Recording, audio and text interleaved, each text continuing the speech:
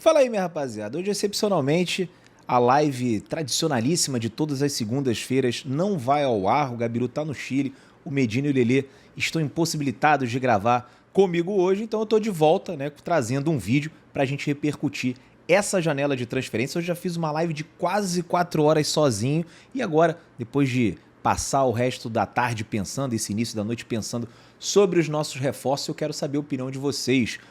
Como vocês classificam o desempenho do Botafogo nessa primeira janela de 2023? Gostaram? Não gostaram? Ficaram felizes? Se decepcionaram?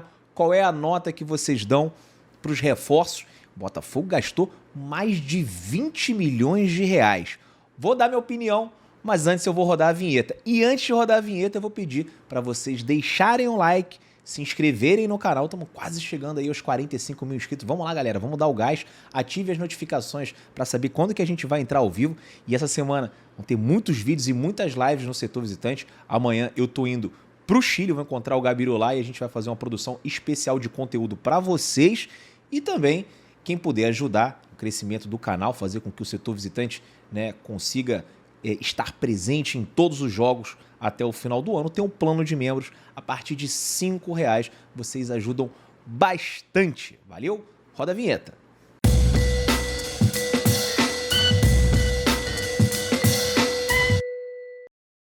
Bom, vamos lá, minha rapaziada. A torcida do Botafogo criou uma imensa expectativa com relação a essa primeira janela de 2023, já que o John Textor, né, investiu milhões de reais em 2022. Né, na primeira janela foram ali aproximadamente 80 milhões de reais. Na segunda, o Botafogo deu uma segurada, mas trouxe jogadores mais experientes, jogadores que deram uma encorpada nesse elenco, tanto é que o time melhorou muito o desempenho. A gente fez uma reta final sensacional, né? Um desempenho ali de time de G4, de G5 no campeonato depois da chegada do Tiquinho, né? Tem aquele recorte a partida do jogo contra o Fortaleza em diante.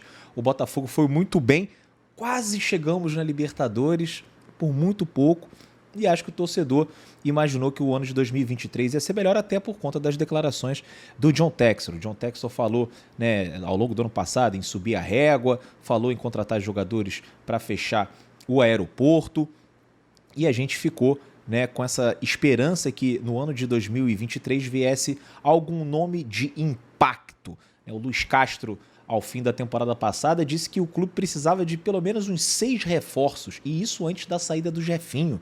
Né? E o Botafogo acabou até se antecipando no mercado. O Botafogo assinou com o Marlon Freitas, né? A gente soube durante o Campeonato Brasileiro, quando ele ainda era atleta do Atlético Goianiense, e foi uma contratação que fez sentido pela temporada que ele fez. Né? Ele era capitão, fez alguns gols de fora da área, um jogador que ganhou excelentes notas no SofaScore ao longo desse campeonato brasileiro. Depois caiu um pouquinho, é verdade, mas eu acho até natural, porque o cara acaba perdendo um pouco do foco, né? Sabe que no ano que vem ele vai para um outro clube, mas é uma contratação que fazia total sentido, mas esse ano ele não está rendendo, né? Só que é o que eu sempre falo para vocês, nenhuma contratação é garantia de dar certo. Às vezes você se prepara bem, faz uma análise bem criteriosa, e quando o jogador vem para cá, as coisas acabam não andando da maneira como todo mundo gostaria.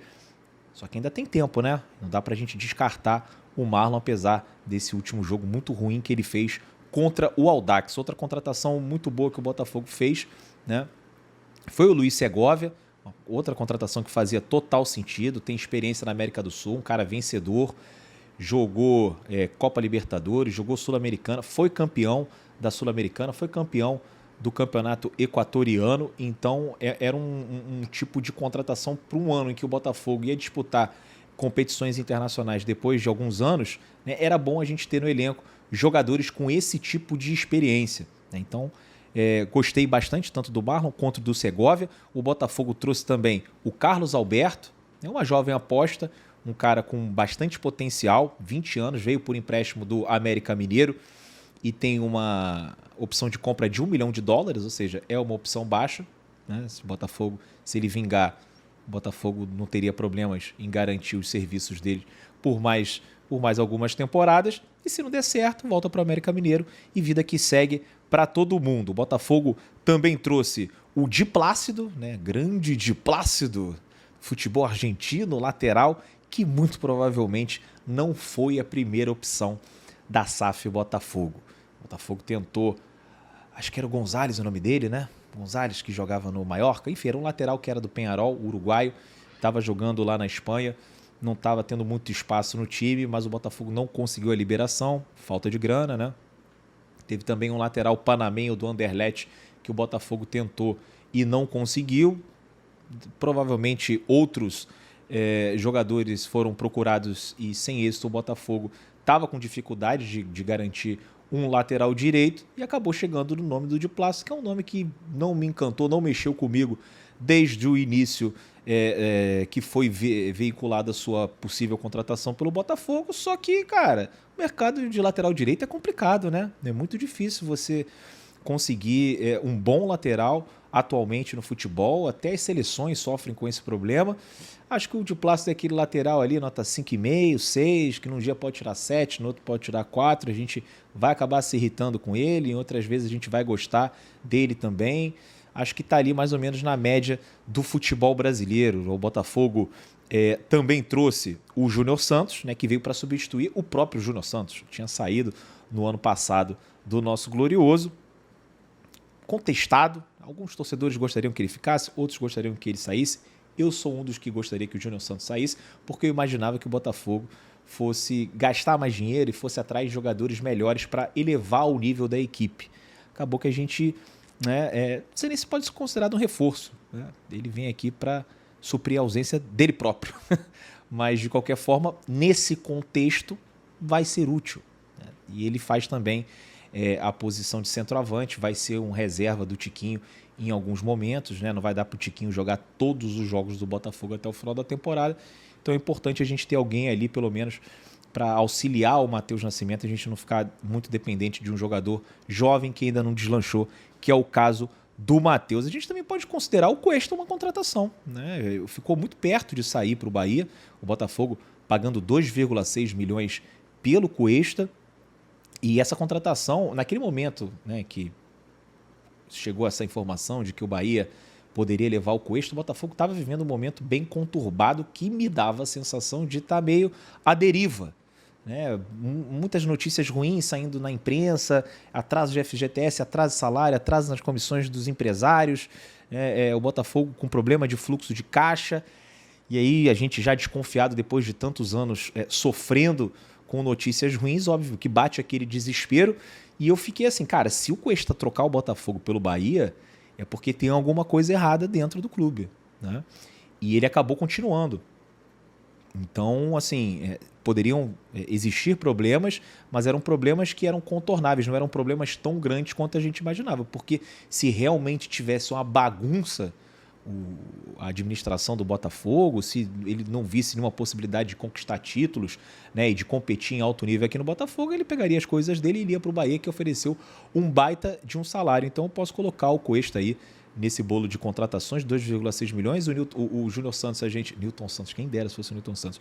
O Júnior Santos, a gente acabou assumindo a dívida do Fortaleza com o time japonês, o Sanfrecce Hiroshima, são em torno ali de 3 milhões e 600, né? E também pagamos mais de 200 mil euros para os caras, né, para o Fortaleza. E agora as últimas duas contratações que mais mexeram com a torcida, né, 2 estrangeiros, um paraguaio e um uruguaio. Primeiro o Matias Segovia.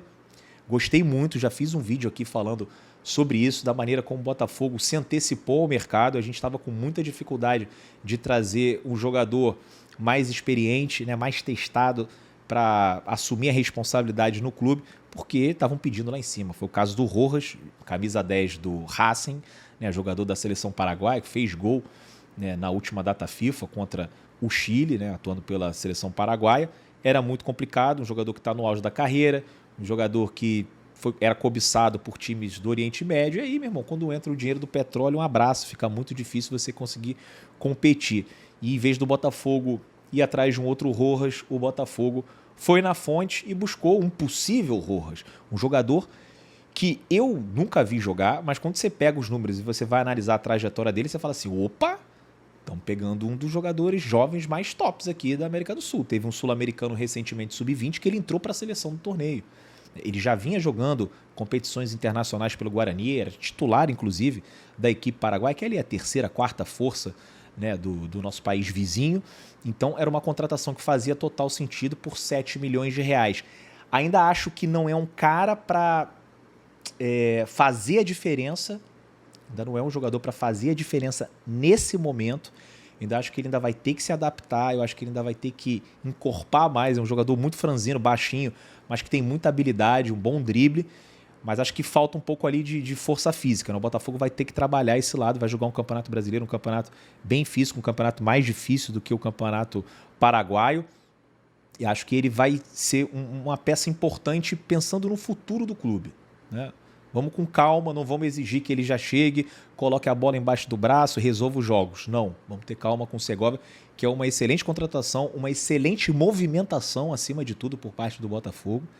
E acho que tem muita chance de dar certo a longo prazo.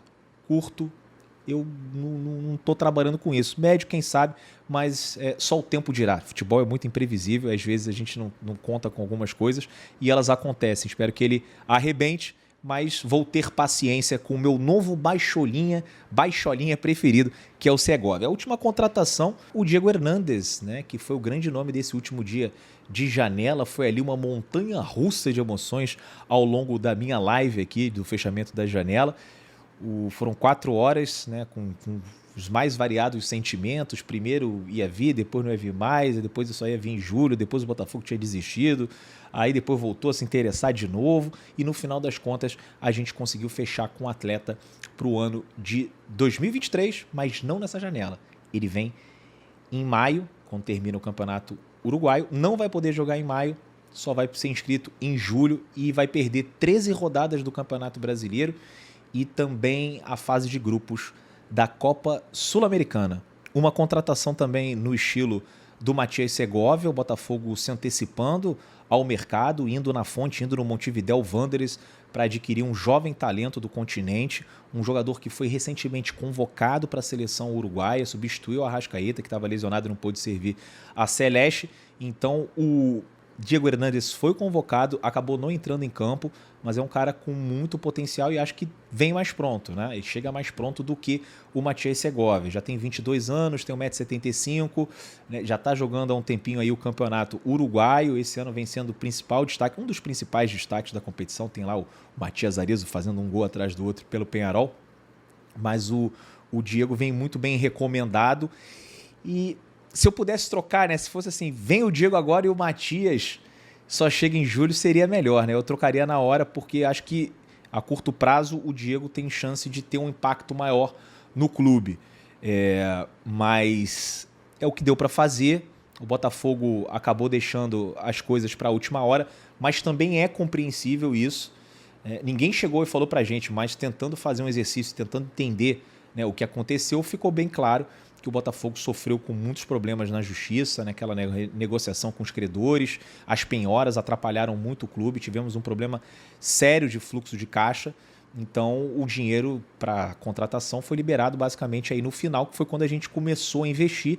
Já era muito tarde, já estava muito em cima, foi o que deu para fazer. E aí eu quero saber de vocês, né, qual a opinião sobre essa janela de transferências, se vocês gostaram, se vocês se decepcionaram, né? Eu acho que um problema que é uma unanimidade, mesmo entre quem gostou e quem não gostou, né, é que o John Textor acabou falando demais, né? Aquela live lá do Fogão Net, ele poderia ter baixado mais a expectativa do torcedor, ter sido mais franco com os sócios, falado, olha só, gente, eu estou com uma série de problemas jurídicos, a gente achou que ia conseguir levar a SAF por um caminho, só que a gente está vendo que talvez tenha que ser por outro, e enquanto a gente não resolver todas essas pendências, a gente vai segurar um pouco, não vamos fazer contratações de impacto, a gente vai tentar buscar algumas opções de mercado de graça, né? Jogadores que estejam sem contrato, alguns jogadores pegando por empréstimo com opção de compra lá para frente, porque quem sabe lá na frente a gente já tenha resolvido toda essa situação, mas ao mesmo tempo que ele expôs todos esses problemas, ele também deu a entender que o Botafogo teria mais facilidade depois que a janela europeia fechasse no dia 31 de janeiro, que a gente ia conseguir contratar jogadores, porque os agentes que pediam 10 milhões depois iam pedir 5, porque você já não tinha mais a concorrência dos europeus. Ao longo do ano passado ele também falou daquela questão de subir um pouco a régua, o que fez com que o botafoguense imaginasse que a gente contrataria jogadores de uma prateleira maior daquelas que a gente vem contratando. Então, se não fosse por esse discurso do John Textor, que talvez tenha tirado um pouco, né, o torcedor do Botafogo da realidade do clube, né, acho que as pessoas aceitariam melhor, né, o que aconteceu nessa janela de transferências. Eu acho que foi uma janela de transferências ok. Eu daria uma nota 6,5. Poderia ser maior, talvez, se o John Textor não tivesse falado bastante. Poderia ser um 7, poderia até ser um 7,5. Mas acho que ficou faltando alguém que viesse para resolver, né, um jogador incontestável. A gente fica na torcida para que o John Textor consiga contratar, né, esse tipo de jogador na próxima janela, mas acho que o time está ali mais ou menos no mesmo nível do elenco do ano passado. E quando a gente fala elenco do ano passado, né, foram vários elencos no ano passado, né? Eu estou falando do time do jogo do Fortaleza em diante, que foi uma equipe que fez uma campanha muito boa, né, uma campanha sensacional, campanha de G4, de G5, G6, agora não me recordo muito bem, mas a gente estava brigando lá em cima. O problema é que dessa vez a gente vai ter outras competições importantes, tão importantes quanto, para a gente disputar ao mesmo tempo. Tem a Copa Sul-Americana, que a gente não teve no ano passado, e a gente espera chegar nas fases mais decisivas da Copa do Brasil também. Para isso, a gente vai precisar de elenco. Tomara que o Matias Segovia tenha impacto desde já no time profissional do Botafogo, né? Não vou exigir, mas seria uma notícia maravilhosa. Espero que quando o Diego Hernandes possa estrear, né, o Botafogo esteja numa situação tranquila, né, sem desesperos, para também não botar nenhuma pressão no moleque, e que na próxima janela o Botafogo já tenha resolvido todas essas questões com os credores, né, com a justiça brasileira, não sofra mais penhoras, né, consiga trabalhar mais tranquilamente para a gente, e aí sim, né, trazer um ou dois nomes, né, que venham para resolver, que sejam nomes para a torcida abraçar e quem sabe ir até o aeroporto receber, né? Acho que ficou, né, um ok, razoável para cima, né, razoável para mais, um nota 6,5, que poderia ser um 7, poderia ser um 7,5, mas se viesse um cara realmente incontestável, poderia até ser um 9 ou até mesmo um 10. Quero a opinião de vocês sobre essa janela do Botafogo. Eu sei que vai ter gente que vai me chamar de corneta e tem gente que vai me chamar de passapano, mas essa é a minha opinião.